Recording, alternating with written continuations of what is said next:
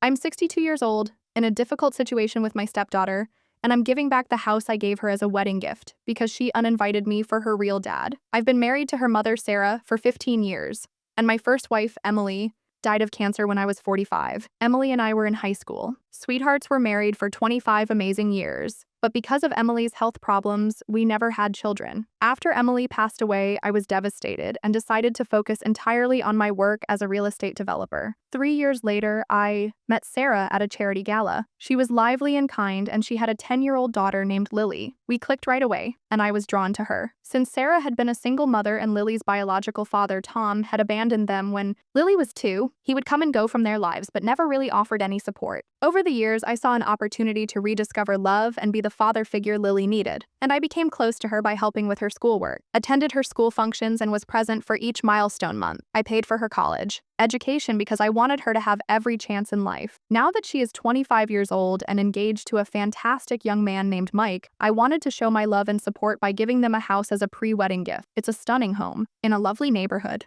I've always treated Lily like my own daughter, so I assumed she saw me as a father now. But when the wedding invitations were sent out, I was shocked and extremely hurt to learn that I wasn't invited at first. I assumed it must have been an error, because surely after all these years, Lily wouldn't leave me out of her special day. I'm at a loss. I feel betrayed and undervalued, and I'm wondering if I should confront Lily about this, or just accept her decision and move on, even if it means taking back my house that I gave them. While I'm lucky that the money isn't a problem, the principle of the matter is. Am I overreacting? Gift. On my first day of high school, I was there to console Lily when she was anxious about fitting in. She was shy and hesitant, hiding behind Sarah's legs, but she eventually opened up to me. I remember teaching her how to ride a bike and the pride in her eyes when she eventually balanced without training wheels. Every Sunday, we would have a family game night, and Lily would insist on playing the banker in Monopoly. We would laugh at how seriously she took the role, and on her 18th birthday, I surprised her with a car. Nothing fancy, just dependable. I was the one who sat with her, offering ice cream and a shoulder to weep on when she experienced her first heartbreak at 16. When Lily was accepted to college, we celebrated as a family, and I will always treasure the memory of her beaming face when I gave her the keys. She hugged me tightly and whispered, "Thank you, Dad," in my ear. It was the first time she had ever called me that title, and it meant the world to me. All of these memories make the current situation even more difficult. The idea of missing her wedding, not walking her down the aisle, and missing that father-daughter dance is heartbreaking. I've always believed that family is more than just blood. It's about love, support, and sticking by each other through good times and bad. How could she forget everything we've been through together? I've talked to Sarah about it, but she seems reluctant to get involved. I've thought Lily felt the same way, and now that I'm questioning everything, part of me wants to confront her right away and demand an explanation. But another part of me is afraid of what I might hear if she says she never really saw me as a father. What if this is her way of telling me I'm not family? The house I gave them was supposed to be a symbol of my love and support for their new life together, but it feels like a painful reminder of my exclusion from that life. Removing it feels petty, but leaving it feels like I'm accepting her decision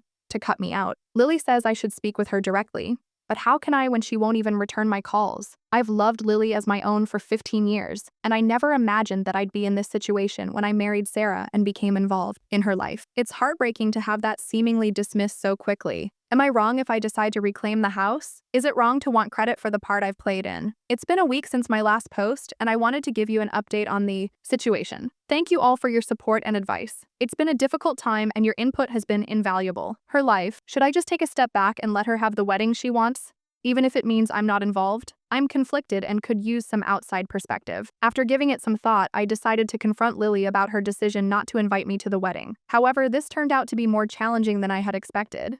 Lily seemed to be avoiding me. She would not return my calls or messages, acting as though she had abruptly changed into a frustrated stranger and hurt. So I turned to my wife, Sarah, for clarification. What she revealed to me left me stunned. Lily wants to invite her biological father, Tom, who left her and Sarah when Lily was a toddler, to the wedding. Sarah clarified that Lily had been in contact with Tom for several months when he abruptly reappeared in her life, claiming according to Sarah, Tom had changed and wanted to make things right. He said he wanted to be involved in Lee's life once more and walk her down the aisle at her wedding. I was shocked because for years, Tom had been nothing but a letdown to Lily. I recall the evenings I spent comforting her after he broke yet another promise to come visit. I was there for Tom's history as a father is far from stellar. He never paid child support, rarely attended birthdays or holidays, and seemed more interested in his own life than in being a parent. I can't help but wonder what caused his sudden change of heart. Her first heartbreak, high school graduation, college acceptance, and all the moments Tom chose to miss. I believe Lily and I had a close relationship in which she could confide in me about anything, so learning that she had been keeping this from me for so long felt like a betrayal. Knowing that Lily had been in secret contact with Tom for a year hurt almost as much as not getting invited to the wedding. I'm trying to understand Lily's viewpoint. I understand that there can be a strong desire to be in a relationship with one's biological parent, but how can she just ignore me after everything we've been through together and all the love and support I've given her? I recall one instance in which Tom promised to take Lily to a father-daughter dance when she was 14 years old. Lily was ecstatic at her school and spent weeks choosing the ideal dress. On the day of the dance, Tom failed to show up without warning, so I found her crying in her room while still wearing her dress. Without hesitation, I changed into a suit, and we went to the dance, where we had a great time, and Lily seemed to forget about Tom's absence. When Lily needed braces, Tom had promised to pay for them, but when the time came, he was nowhere to be found, so I stepped in without hesitation to make sure Lily received the dental care she needed for 2 years. She hugged me tightly as I tucked her into bed and said, "You're the best dad ever." These memories make the current situation even more painful. After everything we've been through, how can Lily choose Tom over me? I've decided I need to talk to Lily.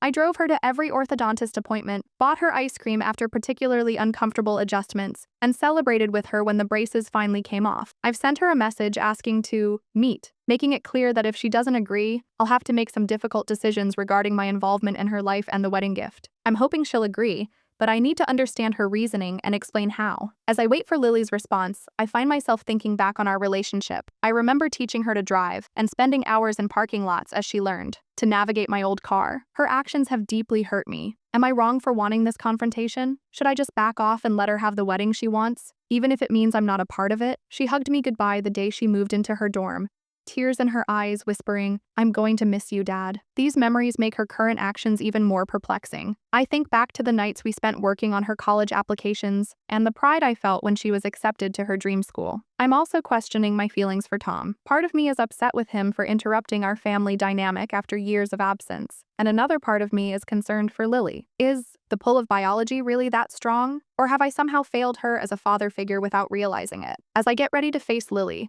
I'm feeling a range of emotions, including hurt, anger, and confusion.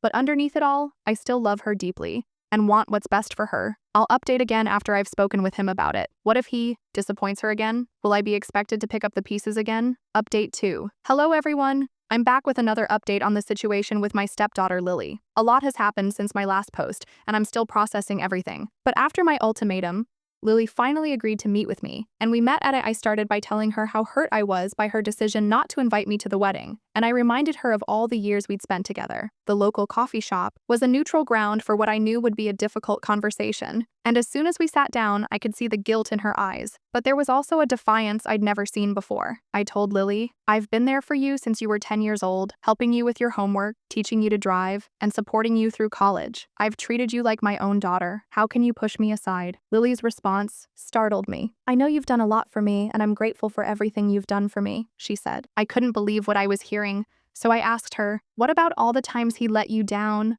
All the birthdays he missed? The child support he never paid? Does none of that matter?" She said, "People can change. He's different. Great. But Tom is my real father, and he wants to make things right, and I want to give him that chance." As I reminded her that I had paid for her education and had been there for all of her significant life events, I felt my ire rising. Now that she was capable and settled into her life, she wanted to invite the man who had left her to walk her down the aisle. Lily then dropped another bombshell. I told her that if Tom wants to be your father, then let him handle all the responsibilities that come with it. I won't be paying for anything related to this wedding or the house I gave you, so take that off the table as well.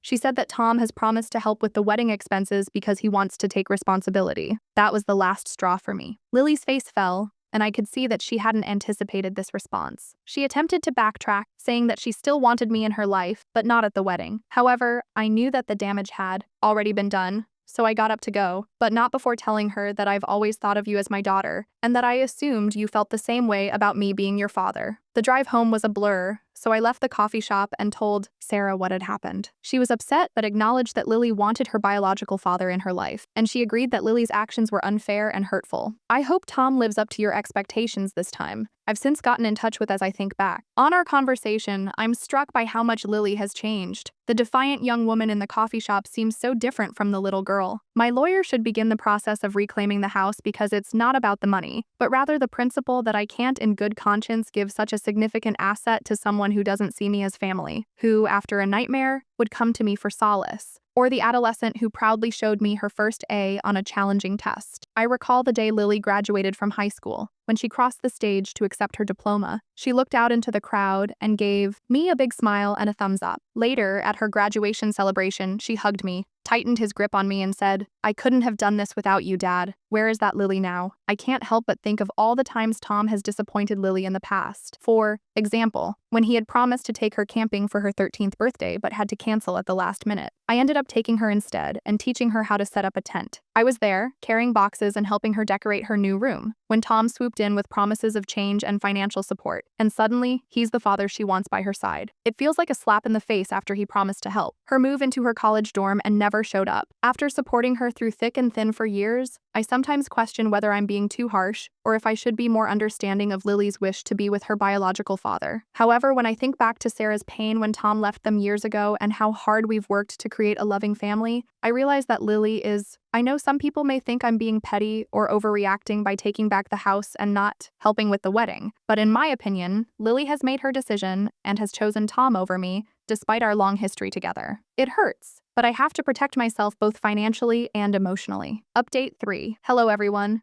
It's been 6 months since my last update. I'm still torn, but I feel I need to stand my ground. I'll update again if there are any significant developments. Thank you all for your support and advice during this difficult time. I wish I had been more understanding of Lily's desire to get back in touch with her biological father, and I wanted to let you know what's happened since then. A lot has changed, and I'm still processing everything. Following the altercation with Lily, I made the difficult decision to reclaim the house and stop providing financial support for the wedding. Sarah was caught between providing for her daughter, and after realizing how hurt I was, our relationship deteriorated, and eventually, Sarah made the decision to move out temporarily to be with Lily while the wedding was being planned. I wasn't present, of course, but I heard from our mutual friends that it was a lovely ceremony. I heard nothing from Lily or Sarah for a while, so I threw myself into my work in an attempt to block out the pain of losing my family. I won't lie. It was a lonely and challenging time. However, a week or so ago, I got a call from Sarah, whose voice was shaky, and Sarah continued to explain what had happened after the wedding, and I could tell she had been crying. She said, "We made a terrible mistake, and we're so sorry." Tom had stayed for about a month, acting like the devoted father, and he did contribute some money to the wedding expenses as he had promised. But as the bills began to pile up and the reality set in,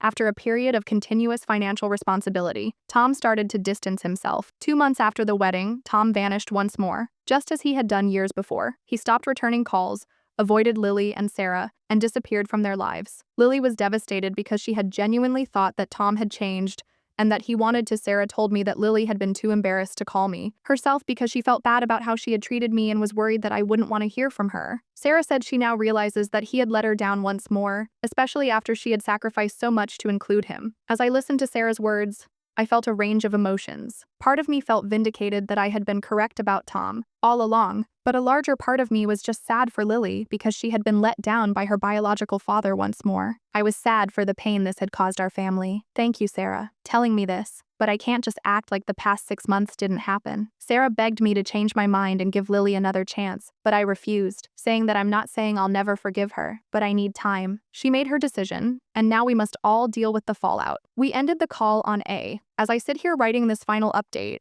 I'm still processing everything that's happened. Part of me wants to reach out to Lily to reassure her that everything will be okay, but I told Sarah that she was welcome to return home whenever she felt ready and that I needed more time before I could consider repairing a relationship with Lily. I know some of you may think I'm being too harsh and that I should forgive and move on, but trust is a delicate thing that is difficult to mend once it is broken. I need time to heal before I can decide whether and how I can move on from this, so for the time being, I'm concentrating on myself and seeing a therapist to work through my emotions. And I'm working to rebuild my life without Lily. It's not easy, but I think it's important. I appreciate all of your help along the way. Your insights and counsel have been priceless. I'm not sure what the future holds, but I'm making an effort to face it with dignity and strength.